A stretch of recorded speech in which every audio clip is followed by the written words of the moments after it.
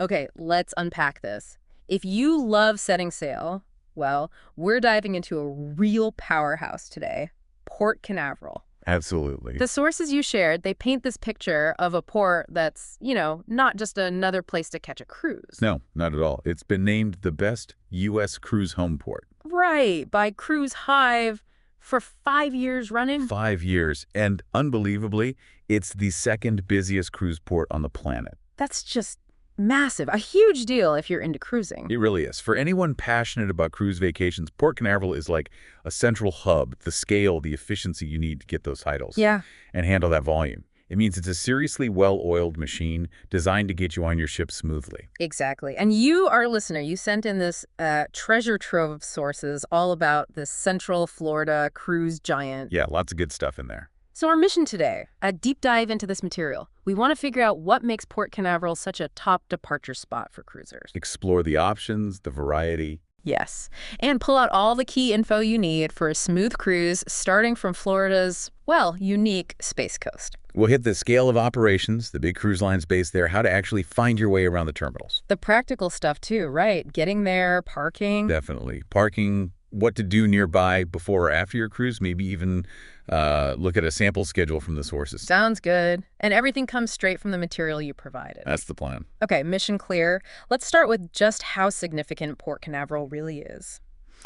Beyond those titles, best U.S., second busiest, the numbers from their record fiscal year 2024, they really tell a story. Oh, they absolutely do. They show the sheer volume, the logistical muscle of the place. FY24 alone, 7.6 million passenger movements. 7.6 million. Yeah, people embarking or disembarking. They were home base for 13 different ships, saw 911 total ship calls. Wow. And get this, if you drove there, you were one of over 913,000 vehicles they parked. That scale is just immense.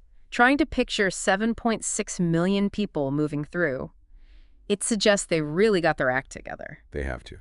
And the location, that's key for cruisers too, isn't it? Right there on the Space Coast. Absolutely. Prime gateway location, perfect for hitting the Bahamas, the Caribbean, all those popular spots. Easy access then. Yeah, easy reach from Central Florida airports, easy drive for many, makes it super convenient whether you're looking for a quick weekend cruise or something longer. Okay, speaking of cruises and destinations, the sources list the major lines that actually home port there. It's quite a lineup. It really is. Gives cruisers a ton of choice. So who are we talking about? The material names 7 big ones: Royal Caribbean, Carnival, Disney Cruise Line, MSC Cruises, Princess, and Celebrity. That's a huge chunk of the market right there. It is. Plus, it mentions Victory Casino Cruises operates from there too. So having all those lines means you're going to find like all sorts of itineraries, different ship vibes, different price points, all from one place. Exactly. A huge variety. Okay, let's switch gears a bit. From the big picture to the nitty-gritty, getting there, finding your ship. If you're driving, how do you navigate the port itself? The sources break down the terminals, right? They do. It's basically split by the shipping channel. You got Terminal A on the north side and Terminal B on the south. Got it. North and south. And getting to them involves different routes? That's right. For Terminal A, that's Terminals 5, 6, 8, and 10. You'll usually take FL 528 East. Follow signs for Port Canaveral, specifically the North Cargo Piers. Okay, North Cargo Piers for A and Terminal B. Where are those? Terminal B has Terminals 1, 2, and 3. Same road, FL 528 East, but for these, you exit at George King Boulevard. George King Boulevard for B. Okay. Do the sources give any hints about which lines use which terminals? I know it can change. Yeah, it definitely can change. That's the big caveat. But they do give some examples. Disney is typically at Terminal 8. Okay. MSC Seashore is noted for Terminal 10. Terminal 3 was built with Carnival Mardi Gras in mind, though others use it now. Terminal 1 is listed with ships like Celebrity Equinox and Royal Caribbean's Wonder and Utopia of the Seas. Terminal 6 often sees Carnival Freedom and Vista, Princess Caribbean Princess. And the others. Terminal 5 mentioned for Royal Caribbean's Adventure and Voyager class ships sometimes. And Terminal 2 is kind of an overflow sometimes. That's actually really helpful, gives you a starting point. But like you said, and the sources stress this, always double check with your cruise line closer to the date. Absolutely critical. Don't just rely on general info. So the actual arrival, you found your terminal. When should you actually show up? Sources are very clear here. Stick to the boarding time your cruise line gives you. Strictly. It helps manage the flow. Right, avoids chaos. Exactly.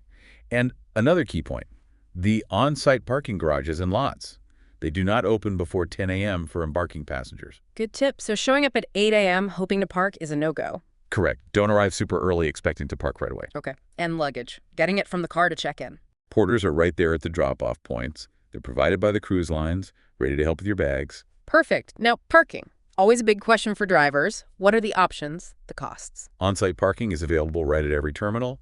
Garages, surface lots. They even have spots for oversized vehicles, like RVs. And the cost. Listed as $17 per day plus tax. That's for regular cars and RVs. And that price includes your arrival day and your departure day. $17 a day? And how do you pay? Cash. Nope, important point. Port Canaveral parking is cashless. Major credit cards, Amex, Visa, MasterCard, Discover. Good to know beforehand. Yeah. And specifically for Terminal 3, it also mentions you can use ePass and SunPass. Payment is when you enter the lot or garage. Okay. What about disabled parking? Spaces available? Any fee waivers? Yes, disabled spaces are at all terminals. The fee waiver is specific, though. You need to meet certain Florida criteria. Right. The sources say the vehicle needs special equipment like ramps or lifts, or it needs to display a Florida toll exemption permit, or have a Florida disabled veteran license plate. Very specific. Yes, and they emphasize parking agents won't grant waivers for other reasons, so you need one of those specific things. Really important detail for folks who need that. Okay, moving beyond driving yourself, other ground transport, shuttles, taxis. Your cruise line or the port website will have info. One thing the sources note, car rental places are not within walking distance of the terminals. Ah, okay, so you need a shuttle or taxi from a rental agency. Right. And the sources suggest pre-booking transport, like a shuttle service, is a good idea to get you right to your terminal hassle-free. Makes sense. And I saw something about bundled packages, hotel and transport together. Yes, the sources mention those. Services with names like Fly Snooze Cruise or Snooze Park Cruise could be convenient if you're flying in or driving a long way. Like an all-in-one deal. Kind of. They even gave a specific parking package example, $7.95 a day, including secure parking and a shuttle for up to 6 people. That sounds like a pretty good deal for a group. Yeah, that could definitely save some money and simplify things. So once you're actually in the area, maybe the day before, day after your cruise, how easy is it to get around locally? Well, a rental car gives you the most freedom, obviously, especially if you want to explore Orlando or further afield. Right. In downtown Orlando, there's the iRide trolley for international drive. Closer to the port, a shuttle service is mentioned for Cocoa Beach and Merritt Island. Okay. And, of course, ride shares. Uber, Lyft, they operate at the port for pickups and drop-offs. So options exist depending on your plans. And speaking of plans, the port area isn't just terminals. It's on the Space Coast, but there's stuff right there, too. Definitely. The Cove, near Terminal B, sounds pretty cool. It's highlighted as a waterfront district with restaurants and entertainment. Right on the water. Oh, nice. What kind of places? Sources name Rusty's Seafood and Oyster Bar, Seafood Atlantic, and Grill's Seafood Deck and Tiki Bar. Think classic seaside food, fresh seafood. Perfect pre-cruise meal spot. Yeah, and great views of the ships coming and going. You could literally watch your ship sail in. Love that. And there's a park nearby, too? Yes, Jetty Park. Near Terminal 3. It's a 4.5-acre park right on the beach. What's special about it? The sources say it's an excellent spot for watching rocket launches from the Cape. Wow. And for watching the cruise ships sail away. Plus, it has a beach, concession stand, fishing pier, pavilions, a playground. Rocket launches and cruise ships from the same park. That's uniquely Florida. Isn't it? That's pretty cool. Okay, beyond the Cove restaurants, any local food specialties the sources suggest checking out? Near the port, it's all about the local catch. Fish tacos, fresh oysters, snow crab, mahi-mahi sandwiches, fresh Florida seafood. It's delicious. If you venture further out, maybe towards Orlando, the list gets more eclectic. Rum cake, saltwater taffy. Gator jerky. Gator jerky. Okay. Yep, it's listed. And Florida craft beers. Plus, diverse food scenes in Orlando Mills, 50 for Asian, Winter Park for fine dining. Gator jerky aside, it sounds like there's plenty to eat. Now, what about big attractions nearby, beyond the immediate port area? Well, the biggest one, tying into the whole Space Coast vibe, is the Kennedy Space Center Visitor Complex. A must-do if you're there. Absolutely. Meet astronauts, see the Space Shuttle Atlantis, tons of exhibits, IMAX films. It's amazing. And kind of fitting, right? Starting a sea voyage near where space voyages began. Totally fits. And then inland, you've got the Orlando theme parks. Of course. The sources mention them as a huge draw. Roller coasters, water parks, characters, animals, science, culture, everything. And downtown Orlando itself, worth exploring. Yeah, the sources suggest it. Lake Eola, shops, bars, restaurants, the History Center, Thornton Park, City Arts, the Dr. Phillips Center for shows. Sounds like a nice area. Okay. And for beach lovers, if the Port Park isn't enough, Cocoa Beach is the classic choice, just about 15 minutes away. Famous pier, surfing hotspot, lifeguards, rentals, quintessential Florida beach scene. got it. Any hidden gems for nature lovers? The Thousand Islands Conservation Area near Cocoa Beach.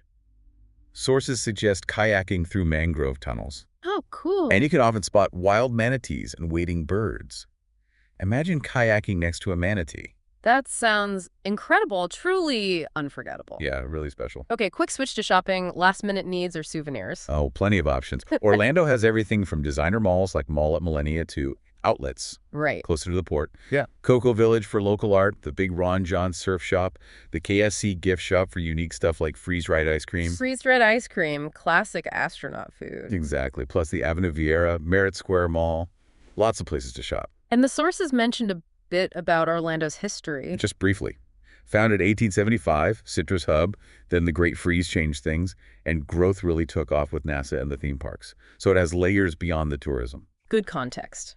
Now, to make this really concrete for cruisers, the sources included a sample schedule, June 2025. This really shows the variety. It does. It's a great snapshot. Shows different cruise lengths, quick 3 or 4 day weekend trips. Perfect for a short getaway. Yeah, or longer 5, 6, 7 day sailings for more exploring. And where were these sample cruises heading in June 25? Popular spots: Nassau, Bimini, Disney's Private Islands, Castaway Cay and Lighthouse Point, MSC's Ocean Cay Reserve, Celebration Key, Grand Turk, and generally Eastern and Western Caribbean itineraries. A lot of the classic desirable destinations. And which ships were listed? There was a big list for that month. Carnival Glory, Freedom, Vista, Mardi Gras, Disney Wish, Treasure, Magic, Norwegian Aqua, Royal Caribbean's Utopia, Adventure and Wonder of the Seas, MSC Seashore, Celebrity Equinox, and Princess Caribbean Princess. Wow, that really shows the major players are all active there with a range of ships. It's a great example, but like we said. Always check directly with the cruise line. Schedules, ships, itineraries, they can and do change. That source info is a snapshot, not gospel. Crucial reminder. Okay, final quick notes. Currency and tipping. Straightforward. U.S. dollar. Credit cards widely accepted. Tipping is customary, 15–20% in restaurants, and tips for taxi drivers, tour guides are appreciated. Standard stuff. All right, we've covered a ton based on the sources you sent about Port Canaveral. Yeah, I think we got through most of it. So to kind of wrap it up, Wow. what the material really highlights is this award-winning, super busy port. Yeah, top-notch facilities, huge choice of ships and places to go. We looked at how to actually navigate the terminals, the practical stuff like parking, transport, even those bundled deals. Right, the essentials for getting your trip started smoothly. And we explored all the fun stuff nearby, the Cove dining, Jetty Park, KSC, beaches, shopping, even gator jerky. Huh, don't forget the gator jerky. Lots to do before or after your cruise. So this deep dive, based entirely on your sources, should give you, or our listener, a really solid understanding of Port Canaveral and maybe help you plan your next cruise from there. Hope so. It's a fascinating place. It really is. So here's a final thought to leave you with, something really unique about this port that the sources hint at. Think about this. Your next cruise could start or end not just by the ocean, but literally in the shadow of the launch pads, where humanity took its biggest leaps into space. What other cruise port gives you that kind of cosmic perspective as you set sail?